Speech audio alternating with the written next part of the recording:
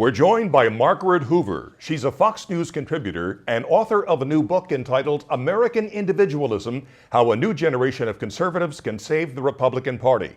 She's also the great-granddaughter of President Herbert Hoover. Welcome and congratulations on the book, Margaret. Thank you very much. You write of the importance of winning voters from the so-called millennial generation or Generation Y.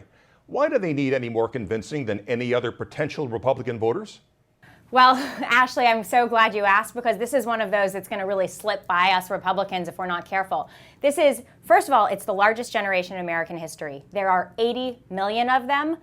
Last election in 2008, 50 million of them were eligible to vote, and half of them turned out. They were 18% of the electorate, and we anticipate that they will be 24% of the electorate in 2012. They are, and this shouldn't come as a surprise to anyone, they are not Republicans. They voted 2-1 for Barack Obama, 66% for Barack Obama, 32% for John McCain. So there is an enormous partisan deficit when it comes to this generation. And partisan identity tends to solidify on the third presidential election cycle. So off-year cycles are different than every presidential election cycle. And they voted for John Kerry in 2004, they voted for Barack Obama in 2008, and so Republicans basically have 16 months to make inroads with this generation, or we could lose them for the rest of their lives. Now, on the other hand, you say America's youth feel let down by President Obama. Yet, as you mentioned, they were one of the biggest voting blocs for Obama. Will they vote for him again, or have they learned their lesson? What do you think? So this is the key that I think Republicans have an opportunity to exploit. Barack Obama is still very popular personally with this demographic. 55% of them like him personally, but this is a double-digit drop from January of 2009.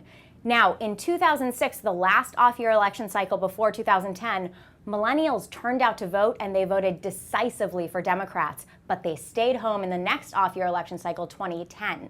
So I think there are signs that they've been disappointed with him. There are signs what they voted for was the post-partisan rhetoric that Barack Obama promised them. He promised them not red states, not blue states, but purple states, a United States of America. He promised them a government that would work again. And what have we gotten? They're also, by the way, the most pragmatic, least ideological generation in terms of their politics. And so this rhetoric really appealed to them. But what have they gotten? They've gotten a Washington that has veered ideologically to the left. They've gotten a government that's as gridlocked as ever before.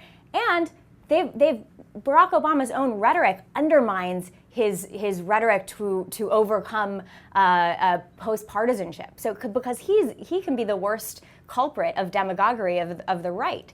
So I think there are clear openings for Republicans to exploit, and the key is that we have to remember they like him personally, so demonizing Obama for this generation won't work, but we can certainly demonize his policies that haven't worked.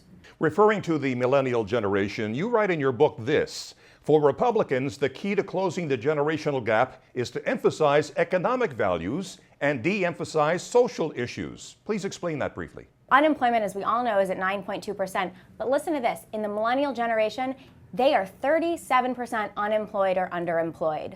That is the largest demographic set of unemployment data in 3 decades. So if we focus on a positive pro-growth economic agenda, and we explain to them how a pro-growth agenda will create jobs, because businesses create jobs, not the government, but the government can be part of the solution by having predictable and low tax rates, regulations that are transparent and predictable, and by having monetary policy so we can that is sound. Rather than printing money, we can actually know what the value of the dollar is going to be. Here's the thing about millennials. They actually think government can be a force for good. Who knew? It is not a typically conservative position, but millennials actually think that government should be part of the solution. So we can frame a pro-growth economic agenda with a government that's a partner, that is not impeding the progress and dampening economic opportunity the way it is now. Margaret, do you think too many young people get their political views shaped by liberal comics such as Jon Stewart and Stephen Colbert? Look, they're certainly open to it, and comedy is the best medicine for anything. And sure, Stewart is reaching that demographic, but Stewart's biggest cohort is actually Generation X, not Generation Y. And yeah, they're in colleges, they're getting liberalism spewed at them from every direction. We all, I was in college recently, that's just the way it is. but they are not rigidly ideological. They tune out when they hear the Nancy Pelosi, government's the solution, throw more money at the problem. They're smarter than that. They're savvier than that. So it's up to us to make pragmatic policy solutions that are going to show a clear alternative without just demonizing Obama. Then we have a real chance at making inroads in this generation. And by God, if we don't, we're going to lose them. And by the way, this is an incredible statistic. There are 17 million more millennial voters than there are senior citizens, baby boomers. Again, the name of the book, American Individualism. Margaret Hoover, good luck with it, and thanks so much for talking with us here. Thanks so much, Ashley. And thanks for watching Newsmax TV.